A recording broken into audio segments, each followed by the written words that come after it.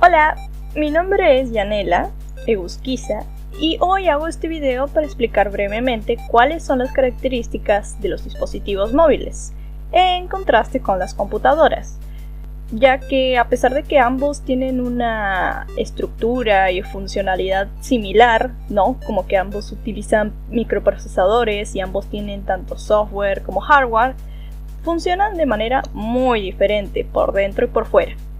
Así que dicho esto, comencemos. Arquitectura. A diferencia de las computadoras personales, los dispositivos móviles utilizan una arquitectura ARM, que se va a ver más a detalle por mis compañeros, explicado por los profesores, probablemente. En cambio, las computadoras utilizan un sistema de arquitectura tipo x86 por 86, no sé cómo se dice, le voy a decir por 86, que está basado en, el ARM está basado en un modelo RISC o Reduced Instruction Set Computer, que, como dice la propia palabra en inglés, reduce las instrucciones y hace que sean más simples y rápidas, priorizando el bajo consumo energético y la integración eficiente de cada uno de los componentes. Y esto también se debe al SoC o System on Chip, que incluye la CPU, los controladores, los módulos de conectividad y otros componentes que tiene un celular en un solo chip, en una sola tarjetita, que hace que todo sea compacto y obviamente lo vuelve pequeño y portable, ¿no? Pero este SoC también hace que sea más complicado actualizar o modificar cada una de sus piezas, porque evidentemente estas están soldadas en una sola tarjetita, ¿no? Por algo existen los técnicos de celular cuando tu pantalla se rompe, por ejemplo. El microprocesador. El microprocesador o CPU de un dispositivo móvil opera generalmente entre 2 y 8 núcleos, que seguramente en un futuro sean más, pero están diseñados para trabajar en paralelo, que es lo que se vio en la unidad anterior de segmentación y pipeline, que es básicamente multitarea, ¿no? Hacen varias cosas a la vez. Estos microprocesadores funcionan, tienen frecuencias que oscilan entre 1 y 3 GHz, que los GHz es lo que vimos en la primera unidad de esta materia, ¿no? Los ciclos de reloj, los ciclos de instrucción de una CPU, ¿no? Y de 1 a 3 son suficientes para realizar tareas cotidianas sin comprometer la batería ni generar exceso de calor.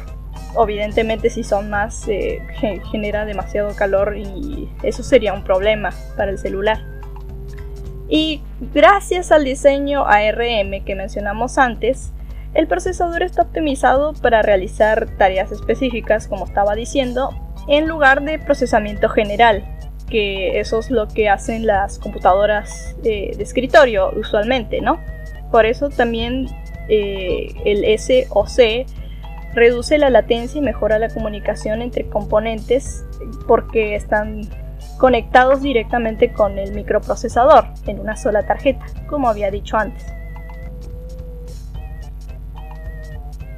Software y sistema operativo. Los sistemas operativos móviles están desarrollados para esta arquitectura en específico, ARM.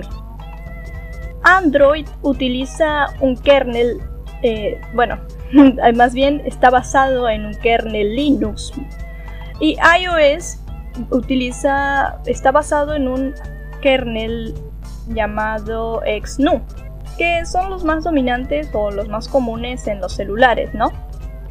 Son los más utilizados. Ambos gestionan los recursos del sistema a través de capas de abstracción, como la HAL o Hardware Abstraction Layer, permitiendo que el software interactúe con el hardware sin depender de sus particularidades físicas. ¿Qué quiere decir esto? Que el HAL o esta capa de abstracción que tienen los dispositivos móviles funciona algo como, si recuerdan, En las primeras semanas vimos una pirámide de cómo funcionan, cómo están estructurados más bien los lenguajes de programación, ¿no? El lenguaje máquina, el lenguaje ensamblador, el lenguaje, creo que se dice alto, no recuerdo, que ya sería Python, C, JavaScript, ¿ok? Y entonces el HAL funcionaría más o menos como un interpretador o un compilador entre bueno, no el software, sino el sistema operativo y el hardware de un celular. La diferencia con un lenguaje ensamblador o con un intérprete o compilador es que el HAL no necesita de nosotros como usuarios para poder traducir, sino que solamente comunica directamente entre el sistema operativo y el hardware. Gestión de energía. Una característica fundamental en los dispositivos móviles es el bajo consumo de energía. ¿Por qué? Porque estos utilizan una batería de ion de litio, que es recargable y obviamente tiene un final, ¿no? A diferencia de una computadora. Estas baterías se pueden medir en miliamperios por hora o mAh. La eficiencia del dispositivo depende tanto del diseño del hardware como del sistema operativo que tenga, ¿no? Un celular más de hace años viejo tiene menos capacidad y los más modernos, más actuales, cuentan con más eficiencia, tienen carga rápida, tienen más capacidad, etcétera, etcétera. Estos tienen los dispositivos celulares, teléfonos, como quieras llamarle, más modernos, cuentan con un SoC moderno que pueden incorporar técnicas de power management como regulación dinámica de voltaje y suspensión de procesos en segundo plano, ¿no? Que con un solo tap, un solo clic, un solo toque puedes cerrar todas las aplicaciones que tengas abiertas sin hacer mucho esfuerzo, ¿no? Y este equilibrio entre el hardware y el software es clave para maximizar la autonomía sin sacrificar el rendimiento del dispositivo. Sensores y conexión integrados. Los móviles están diseñados para estar siempre conectados. El Wi-Fi, los datos móviles, el Bluetooth, GPS, las cámaras y un montón de funciones más que existen dependiendo del dispositivo que tengas, ¿no? Esta necesidad de conectividad también influye en su arquitectura y en cómo están diseñados los chips y las antenas. Son herramientas que combinan computación con comunicación. Por supuesto, los celulares más modernos tienen aún más funciones de las que muestro aquí. Esto es como lo más general que tienen la mayoría de dispositivos móviles. Es raro que no tengan alguna de estas 4 cosas. Pero los más actuales, más modernos, tienen otras funciones como huella digital, proximidad. No sé si todos cuentan con acelerómetros, giroscopio, Near Field Communication, que se utiliza para hacer pagos solo acercando tu celular, los S Pen, que es el lapicito que viene con algunos tipos de celulares para hacer notas o dibujar. Y bueno, diferencias con una PC, que es lo que iba diciendo en todo el video. Tienen muchas diferencias desde adentro hasta afuera, por así decirlo. Ya vimos que los componentes son los de un celular, por ejemplo, están compactos en una sola pieza, en una sola tarjetita, que es el SoC que mencioné.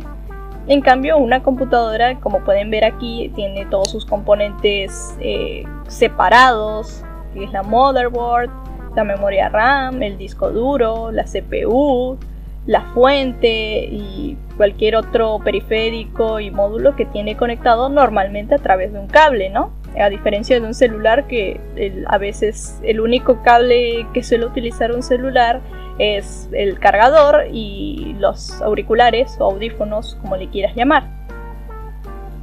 Otra de sus diferencias más notables es en su software y sistema operativo, ¿no?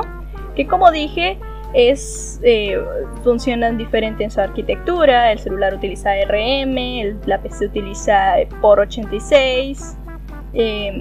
Una PC, como está conectada directamente a la electricidad, puede utilizar recursos prácticamente de forma ilimitada.